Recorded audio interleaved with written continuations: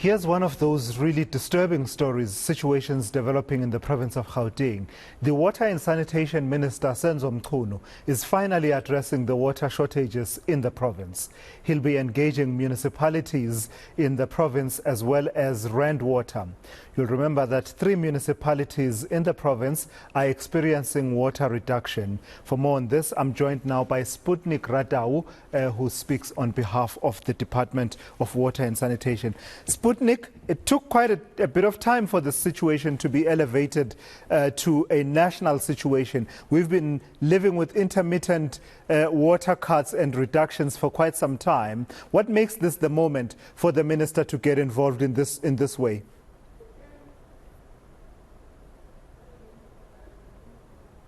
Apologies, I was on mute. It's not something that is coming to the attention of the minister just now, but because of the ongoing situation, as it were, because the minister has decided that he must come to the fore. Basically, we have been working below the minister, together with the entity and the municipalities in terms of looking at how some of these things need to be resolved and so on. What we are seeing now is that as the restrictions are going to be with us for a bit longer, there needs to be a concerted effort to bring an understanding to the people of the province and maybe even of the country as a whole.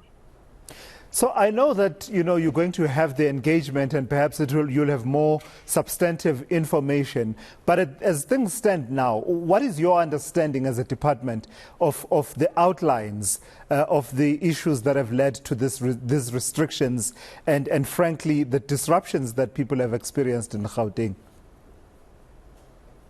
Well, beyond the situation that was brought upon by intermittent supply of energy, and once Rand Water was able to have a consistent pumping activity going on, we were able to bring some form of stability to the system, particularly at the start point, that is between the obstruction and leading to the treatment. So now the issue is that between the treatment and the passage to the municipal reservoirs, what is happening is that we are actually seeing Rand Water having to pump much higher than what is normally its operational levels, and which has led to a higher obstruction above the levels that are allowed by the water use license that has been issued to Rand Water, such that between the department and Rand Water, the discussions are that we need to bring down those obstruction levels to a more better level, that is at about 1,500 cubic megaliters and so on, instead of where it is now at around 1,700 to 1,800.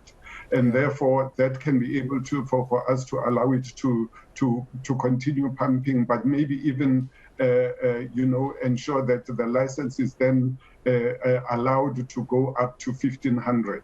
But the major issue is the demand on the municipal reservoirs beyond where Rand Water is, and that is what is actually leading to Rand Water having to even pump much higher levels than what it was meant to do.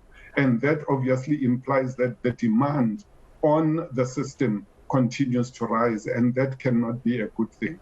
And that last bit about demand, Sputnik, is exactly where my struggle is with the explanations being given by Rand Water. And I know you don't speak on behalf of the entity as such, but you are at the coalface of trying to get to grips with what's happening.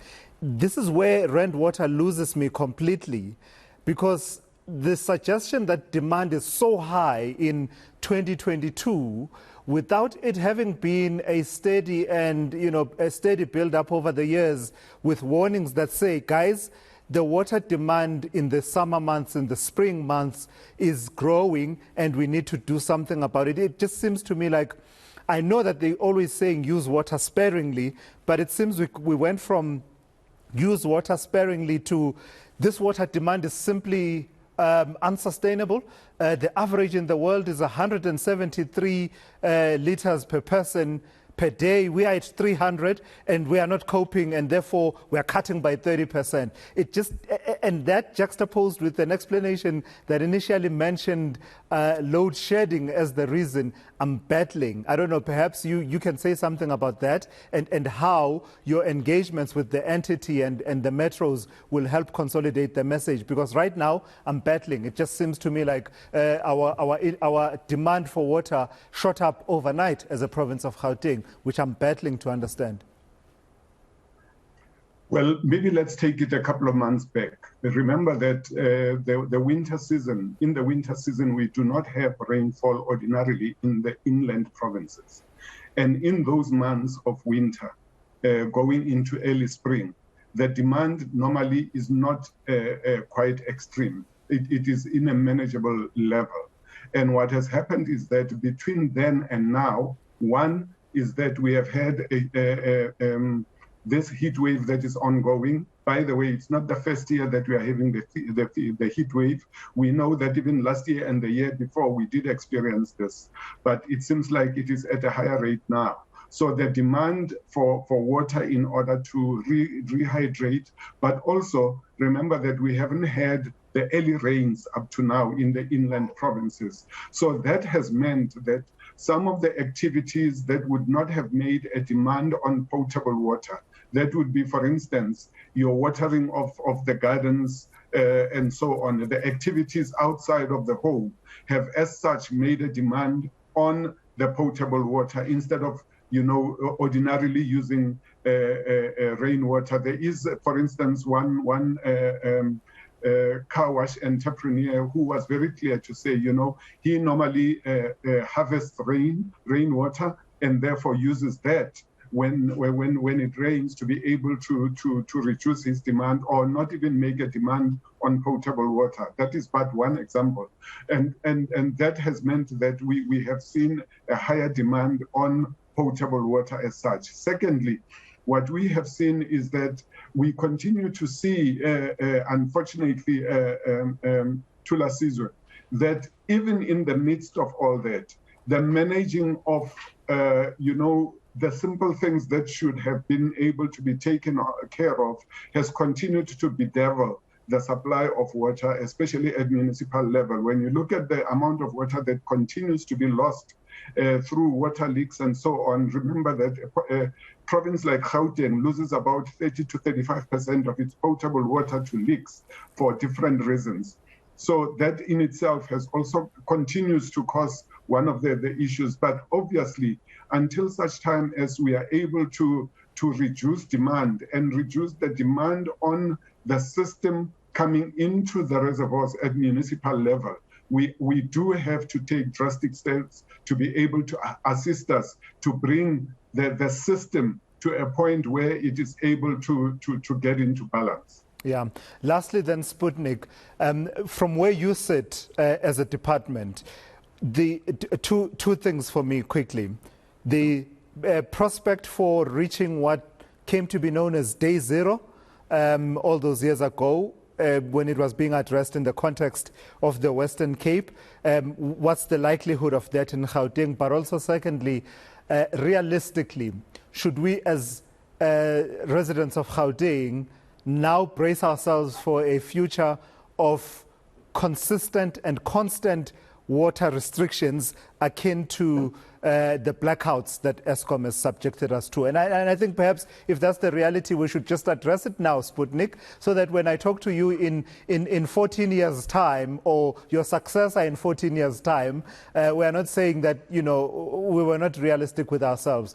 Day Zero, constant and consistent, sustained water restrictions. What's your honest assessment as a department right now? As a department, Tula Sizwe, in the first instance, we do not have the concept of Day Zero as such, because our interest is in the system continuing to be operative. So from that point of view, we do not see a Day Zero, particularly in Gauteng, as you are specific about the question, in the sense that Rainwater abstracts water from the Vaal Dam, which is one of 14 dams between the integrated Vaal River system, our biggest water supply system in the country. That system, if you can remember, around 2016, 2 years into the drought of 2014, that started in 2014, the Vaal Dam was getting to critical stages in terms of availability of water in the dam itself. What we needed to do was then go to Sterkfontein, because Sterkfontein is designed to be a reserve dam for the Vaal, for the integrated Vaal River system. And we then had to take water from there to come into the system and assist with the levels of the Vaal River system. So we can easily say, no, day zero will not happen in Gauteng in the foreseeable future. I'm not even sure about 50 years. It could be much longer than that for us to even come close to that. But secondly, are we in a situation where we might brace ourselves for consistent reductions? That does not have to happen if we can be able to manage our demand. And unfortunately, over the last while, since Rainwater has started, by the way, about a month or so back, to engage with municipalities to say, our demand is just too high. We haven't seen that required reduction in demand. And therefore, that is why, Rainwater had to up the level of reduction in order to try and manage and balance the system.